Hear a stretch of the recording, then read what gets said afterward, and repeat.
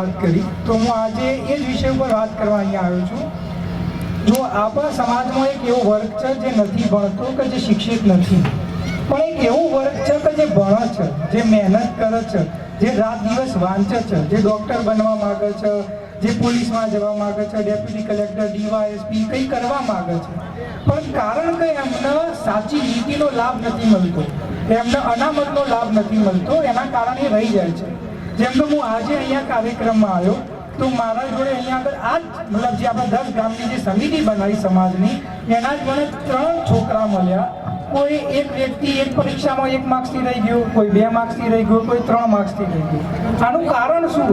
આનું કારણ આપણે જે 27% અનામત આપણને આપવામાં આવી છે, એ 27% અનામતમાંથી ઓબીસીમાં ઘણી એવી જ્ઞાતિઓ છે કે જેમનું રહેવાનું, જેમના ધંધા, જેમના રોજગાર એ બધું સમૃદ્ધ જ્ઞાતિઓ જોડે, એ કોઈ પણ રીતે પછાત નથી, કોઈ પણ રીતે ઓબીસીમાં હોવી ના જોઈએ, પણ જે તે સમય સામ દામ દંડ ભેદ કરીને આવી ગઈ છે.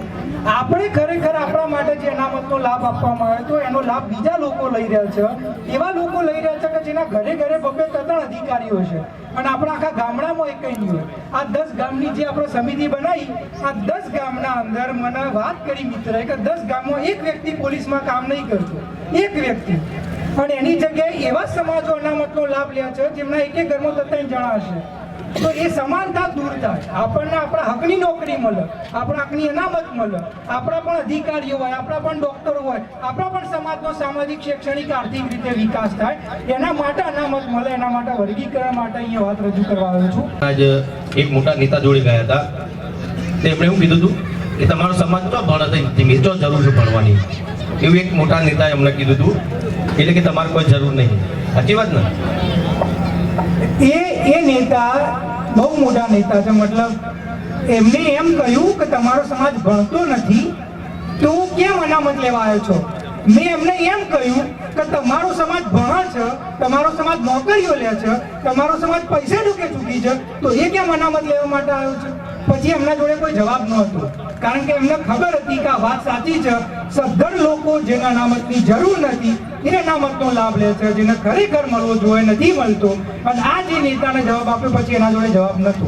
આપણા હકની અનામત આપણો અધિકાર છે. જ્યારથી મેં મુદ્દો શરૂ કર્યો ત્યારથી વિક્રમભાઈ મને હંમેશા સપોર્ટ કર્યો છે, મંચ હોય ગમે તે જગ્યાએ આ મુદ્દાને વાત મૂકવા માટેનો સમય આપ્યો છે, એટલે મારા મોટાભાઈ વિક્રમભાઈનો હું દિલથી આભાર માનું છું. એ વસ્તુ ઘણા લોકો અમુક એવા નેતાઓ એવું પણ કહે છે કે ભાઈ આ તો આપણા સરકાર વિરોધની વાત છે, તો બહુ આ સરકાર વિરોધની વાત નથી. ભાઈ ગુજરાત કરતા બીજા ઘણા બધા રાજ્યો એવા છે જ્યાં આ જ સરકાર, ભાજપ સરકાર છે, ત્યાં પણ અનામતનો લાભ મળે છે. ભારતના 11 રાજ્યોમાં ઓબીસીમાં વર્ગીકરણ છે, પછી ભાજપ હોય કે કોંગ્રેસ. વિક્રમભાઈએ જે કહ્યું એ આપણે ખાલી આપણા હકની માંગણી કરીએ છીએ. જો આ વસ્તુ થશે ને તો 100માંથી 10 અધિકારીઓ આપણા લાગશે.